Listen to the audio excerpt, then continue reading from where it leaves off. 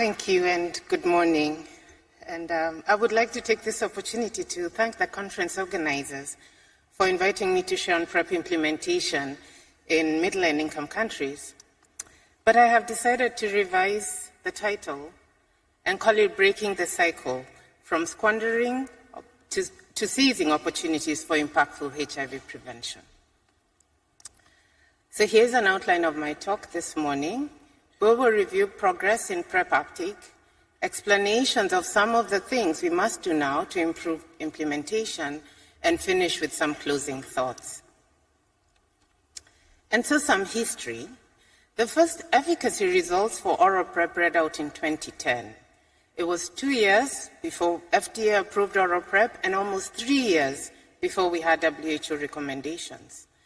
WHO issued recommendations for PrEP 1 year after EMA gave positive opinion, and then for Caberly, FDA approval came 1 year after the study results, and the WHO recommendation came shortly after. So it looks like we are getting a little faster with regulatory approvals and time receiving WHO recommendations over the years. Yesterday, we listened to efficacy results from lenacapavir, and we're looking closely and waiting eagerly to see how long it will take before we can get regulatory approval and recommendations by WHO. So about our PrEP uptake. As at the end of Q1 this year, there has been a cumulative 6.7 million new PrEP initiations globally. Of the 6.7 million, 3 million have initiated in the last year, and almost all of these initiations are oral PrEP initiations. We have very few on PrEP ring, and almost all the 12,000 Caberly initiations are in the US. I remind us that the UNAIDS target is 10 million initiations by 2025, and it doesn't look like we're on track to meet this target. So is 6.7 million initiations impressive? Should we be impressed with ourselves? Between 2012, when oral PrEP was approved by FDA to date, there have been an estimated 17 million new HIV infections, 17 million. And yet we have had a potent HIV prevention intervention that could have averted some of these infections if it was scaled up effectively. I think to curb new HIV infections, we need upwards of 10 million people on PrEP, perhaps even 100 million. But 6.7 million is dismal, and we should be embarrassed. I'd like to share these charts with you. The chart on the left shows new HIV infections in 2022 by region, and this data from the UNAIDS 2023 report, I don't think they're that different from the recently released report. And the chart on the right shows the cumulative number of new PrEP initiations through Q1 of 2024, what we have just talked about. And so here, you see that East and Southern Africa and Western and Central Africa, in red boxes, contribute to the vast majority of new infections, but also has the highest number of PrEP initiations. So perhaps PrEP is going to where it is needed most, even though it is not sufficient, since the new infections are still so high. But here are some gaps. Regions such as Asia and the Pacific and Eastern Europe and Central Asia combined contribute to about 35% of new HIV infections, and yet PrEP initiations are so low, at less than 5% of all initiations. So we cannot say that we're doing well until we're doing well everywhere. Key populations also have huge gaps in prevention coverage. This chart depicts data from select countries with available data in Asia and the Pacific. And this is just HIV prevention coverage. PrEP coverage, specifically among key populations, is typically very low, less than 5%. It will not complete a row of dots on these charts. And so we are not following the epidemic. Key populations need PrEP, and we are not getting it to them. And it is not just LMICs with gaps. PrEP fails to reach people who need it most in high-income countries. HIV incidence in the US is highest among Black and Hispanic populations, but PrEP use among these populations is lowest. A recent analysis of pharmacy data by Patrick Sullivan demonstrates PrEP inequities. In this figure, the length of the arrows represents the extent of the inequities compared to equitable use. See how long the arrows are for Black and Hispanic populations, and also for women. So addressing these inequities among specific populations in high-income countries is paramount. And so what are the excuses we make for slow progress and gaps in implementation? We say there are problems with daily dosing and side effects with oral PrEP, and it's not easy to conceal, and the bottle rattles, and so users are likely to experience stigma and judgment when they're found to be using. We also say that people who would benefit from PrEP do not perceive its benefit or are not aware of its existence or have competing life priorities. We understand that providers are few and underworked and find it challenging to have conversations about sexual health, sexual and reproductive health during their conversations. And then health systems are very complex to navigate for people, who are not unwell and wish to protect themselves from HIV. So the net consequence of all of this is that we have low PrEP uptake and we have early discontinuations for those who start. And this makes PrEP programs look like they're failing or are not doing well. But how much have we invested to get programs to succeed? So I think, what should we do to address some of these gaps? One, I think, let us introduce PrEP choice. We know that availability of choice puts the user in control. Making active choices from available options helps users have greater ownership and satisfaction of a decision and makes them more likely to follow through with their decision. A WHO systematic review reported increased persistence and an increase in contraceptive prevalence rate with each additional contraceptive method.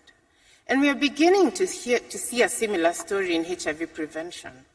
At the SARCH trial results presented at CROI early this year, we were informed of an increase in HIV prevention coverage from 28 to 70% when PrEP was introduced into the existing mix of PrEP and PEP. So PrEP is becoming a reality, but it is happening really slowly.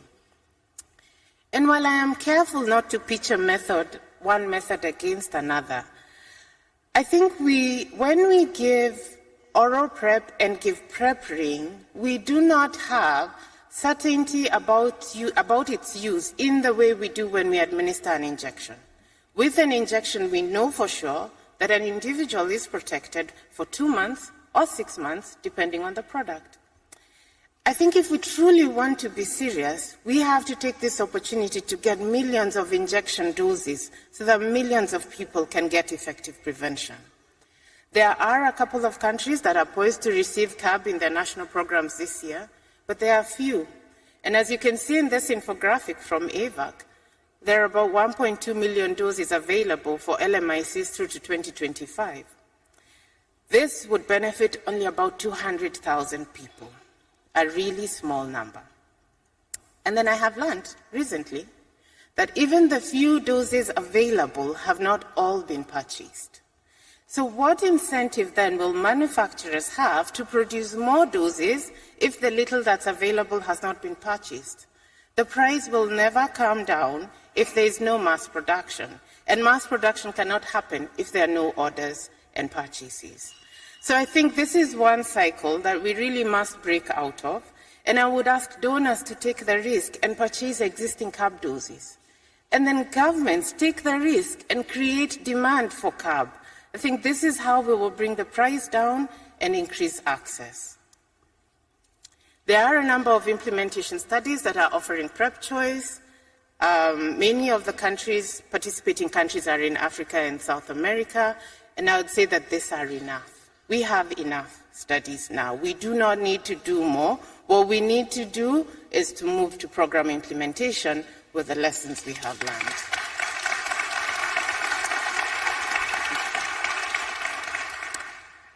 And then we now have learned results out. Let us seize this opportunity to set a new standard and make it available to all who need it fast. Gilead, really, you have been called out many times, expedite submissions to regulatory bodies, who should then be swift to review. And then donors, please start having pricing negotiations now and volume guarantee discussions now to ensure a sustainable supply before generics come to market. WHO should set up systems to ensure recommendations are released as early as possible. And then countries should be thinking about introduction plans. Each country does not have to do its own introduction study. We should instead have a few coordinated non-research pilots with thousands of PrEP users across many countries that will provide relevant information for LEN introduction and for other new products. So besides having several options that users can pick from, PrEP services need to be simplified, and WHO has called for decentralization, demedicalization, and innovation as we offer PrEP. And this simplified, innovative delivery has taken many forms, including delivery in public, private, community places, by peers, and taking advantage of technology. In Vietnam, for example, PATH runs a PrEP program that serves transgender women. They have a one-stop shop delivery approach that offers STI, mental health, and primary health services. When they introduced gender-affirming services to their programs, there was an increase in the number of individuals who came to get PrEP. And as you can see here, their monthly refills have been consistently high among transgender women receiving services at these sites. In South Africa, the team at WITS RHI has implemented numerous activities to reduce burden among adolescent girls and young women.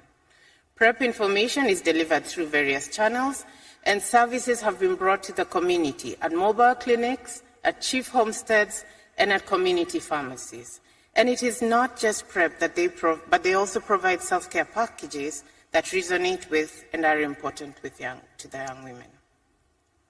In Brazil, use of technology to reach young and vulnerable MSM who are lagging behind in PrEP access has been instrumental. Projects have taken advantage of social media and geosocial networking apps to reach this population and keep them engaged. One project reported great refill rates over a year of follow-up for young and vulnerable MSM who had been engaged through technology.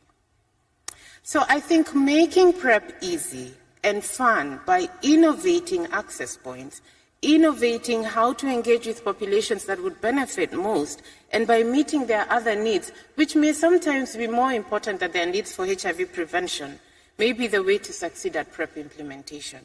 We need to employ approaches that are welcoming, that allow clients to keep coming back again and again, and try and do prevention again, even if they did not succeed at their first attempt. But we do have some missed opportunities we need to address. Pregnancy and breastfeeding constitutes periods of increased likelihood of getting HIV, and incident maternal HIV infections at this time results in increased probabilities of transmission to their unborn babies. In 2022, 1 in 5 HIV infections were due to new maternal infections during pregnancy and breastfeeding.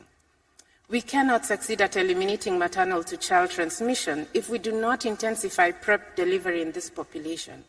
So shouldn't we have an opt-out approach for PrEP among pregnant and breastfeeding women, especially in high incidence areas? I think doing so will be preventing HIV in 2 people at once, and that seems quite cost-effective to me. The other thing is that pregnant and breastfeeding women are also left out from new methods as they get developed because they're excluded from clinical trials. The research fraternity should now find ways for safe and ethical inclusion of these populations in clinical trials, and we have seen movement in this direction from the PURPOSE trials that included them, and we applaud them for that. So including pregnant and breastfeeding women in clinical trials should now be the norm rather than the exception. And we now have no excuse that since WHO did launch guidelines to guide how to have pregnant women participate in clinical trials yesterday. What do we do with partners of index clients who test negative? We have a missed opportunity for prevention here. Programs focus on finding partners who test positive for HIV, but we are not paying attention to those who test negative. And yet there are a population that would benefit from PrEP. Their partners have only recently been identified positive. A project supported by RISE in Nigeria has been assessing partners of index clients who test positive for PrEP. Over the last 3 years, of those screened for PrEP, more than 20% were found eligible, and almost all of this have initiated PrEP. This is a PrEP talk, but I would like to say something about post-exposure prophylaxis. An effective but underutilized intervention. HIV prevention programs have positioned PrEP as the product to use when you have failed, when you have not been that perfect individual who plans for sex and therefore took PrEP in advance, an individual who was described by Jane Marazzo yesterday. PrEP access is difficult. It is highly medicalized and reserved for high-risk exposures, occupational exposures and GBV.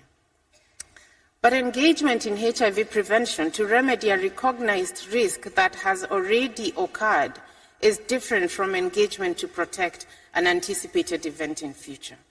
Colleagues in Kenya and the US have been conducting studies to evaluate feasibility of PrEP in pharmacies. They found that for every person initiating PrEP in the online pharmacy platform, 7 initiated PrEP. In the brick-and-mortar pharmacies, there were 2 people initiating PrEP for every PrEP initiation. These findings were not expected going into these studies, and all demand generation work was geared to promote PrEP.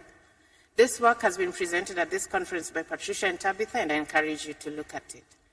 But I think it is unacceptable that there is absence of meaningful PrEP programming in the face of high client demand and existing pharmacy distribution channels that are proving to be the preferred channel of delivery. So I think we should now have concerted efforts and dedicated funding for PrEP programming. PrEP programs have been obtaining uptake, continuation, and current use indicators. To collect this data, facilities have registers, often paper, with columns upon columns of data for each client that the provider has to complete, and then summarize this into aggregated reports. Most countries have additional reporting requirements that are a burden to providers. And then some of these indicators that we collect are challenging to interpret. For instance, effective use does not always mean continuous use. People may cycle on and off PrEP effectively, but our indicators are not able to pick this. So we need a new approach to PrEP MND that is not just an adaptation of the tools we have used for treatment. We need indicators that are less burdensome and more informative. WHO has proposed a new set of indicators to enable us better understand the scale and impact of PrEP programs, and an example is the volume of PrEP prescribed. Catherine Kripke and Jessica from Aveni, as part of the Mosaic Consortium, have examined the feasibility of collecting this indicator and have presented work at this conference. Donor investments for PrEP programming have been low and difficult to quantify, and any increases have been slow. PrEP funding is usually on the margins of other programs. And I think we remain in a state of imbalance. On one hand, we have PrEP users and providers trying to make PrEP work, despite challenges with products and service provision that make it difficult for PrEP users to start and stay on PrEP. And then on the other hand, we have donors who are looking at the small, slow numbers and using this to justify a reduced investment in PrEP. So this is another cycle that I think we must break out of, and the donor community should help us get out of this cycle. Resources are necessary to scale up innovative preferred service delivery models. Resources are needed to get people to try PrEP over and over, and that's normalized PrEP.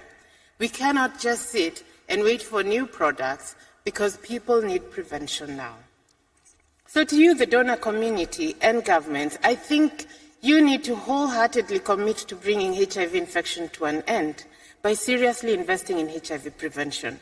We know you can commit, and often when you commit, the impact is great. So we are waiting for you and counting on you to step up.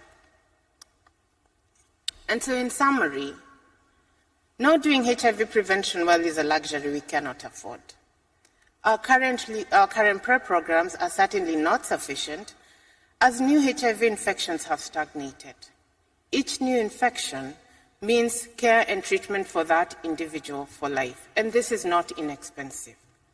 It has been repeated many times, and it remains true, that we cannot treat ourselves out of this epidemic. Primary prevention, including PrEP and PEP, are needed. Second, we have examples of client-centered delivery models that are preferred and well received by PrEP users. However, many of these are done on a small scale. For impactful HIV prevention, we need accelerated scale-up of these proven models, and while doing so, address inequities in delivery and address missed opportunities. We must streamline introduction of new products and remove obstacles to scale. Let us conduct few large adaptive introduction studies that facilitate fast and broad adoption of innovation and include adolescents and pregnant and breastfeeding women. Manufacturers prepare for product introduction while studies are ongoing. Donors have pricing and volume discussions early. Regulators and policymakers do expedited reviews of new products. 2 years is too long to wait for regulatory approval of effective HIV prevention products, as has been the case in Kenya, my country. Communities should make realistic demands and hold all of us to account as we come together for a common purpose of streamlining new product introduction. So we all have a role to play. All of us here do have a role to play and a choice to make. I think we have been thinking small and have gone slow over the past 12 years. Today at this conference, let us decide to do things different so that we are not here 12 years later talking about the challenges and burden of HIV disease, but rather celebrating the great strides we have made in HIV prevention. So let us seize this opportunity to break the cycles that are holding us back and make the choice to go bigger and go faster. And with that, I would like to thank all these individuals who have worked with me to develop this talk, and also acknowledge these organizations and projects that I have worked with that allow me to do HIV prevention work and learn so much in the process. Thank you very much.